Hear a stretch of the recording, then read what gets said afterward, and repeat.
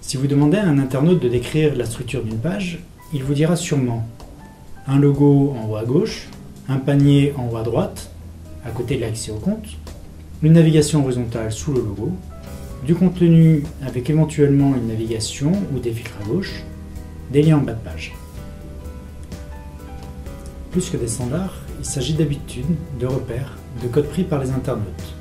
Ceci ne veut pas dire que si vous vous écartez de ces repères, votre site sera inefficace. Il nécessitera en revanche un temps d'adaptation de la part de l'internaute, mais cela peut vous permettre de vous démarquer de vos concurrents, d'être plus en adéquation avec l'image de votre enseigne, et surtout d'être plus efficace. C'est effectivement la structure la plus commune, mais vous êtes libre de l'adapter. Voyons quelques exemples. Cartier et Boucheron proposent un logo positionné au centre, avec la navigation en bas de page.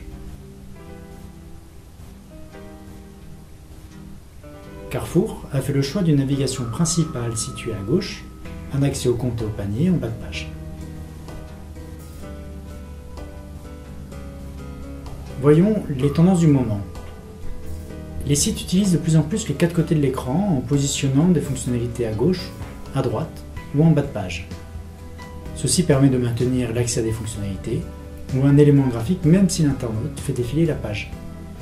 Fini les menus déroulants à plusieurs niveaux, place au menu XXL permettant d'afficher plusieurs nœuds d'arborescence, de mise en avant contextuelle à la fin du produit ou de marque. Attention à l'excès de zèle, ce type de menu reste à utiliser avec modération afin de ne pas perdre l'internaute dans une surcharge d'informations. Il convient entre autres de bien la hiérarchiser et de définir des codes graphiques facilement identifiables. En termes de navigation, malgré les tendances que nous venons de voir, il reste un usage souvent méconnu des internautes eux-mêmes. L'accès à l'accueil via le clic sur le logo. Tous les sites devraient proposer ce raccourci, mais sachant que les internautes n'ont pas toujours ce réflexe, certains les assistent en affichant l'information au survol de celui-ci. Les liens, initialement soulignés, apparaissent non soulignés. L'internaute les identifie car ils sont précédés d'un picto, écrit en gras, changent de couleur ou sont survolés au survol, ou ils sont de nature ou ont une position évidente, telle que le nom du produit dans une liste produit. L'utilisation du changement d'état du curseur, la flèche remplacée par la main, est maintenue dans tous les cas. La structure classique d'une fiche produit est un visuel à gauche, texte à droite avec mise en avant du panier en dessous ou à droite de ce texte. Sous cette zone s'affichent les onglets. On voit des dissidents qui déplacent la zone visuelle pour la situer au centre ou à droite. Certains, encore rares, positionnent les onglets au niveau du visuel. D'autres encore positionnent le visuel dans le fond du site. Maintenant, voici un cas client. En 2003, les sites alimentaires ressemblaient tous à ça.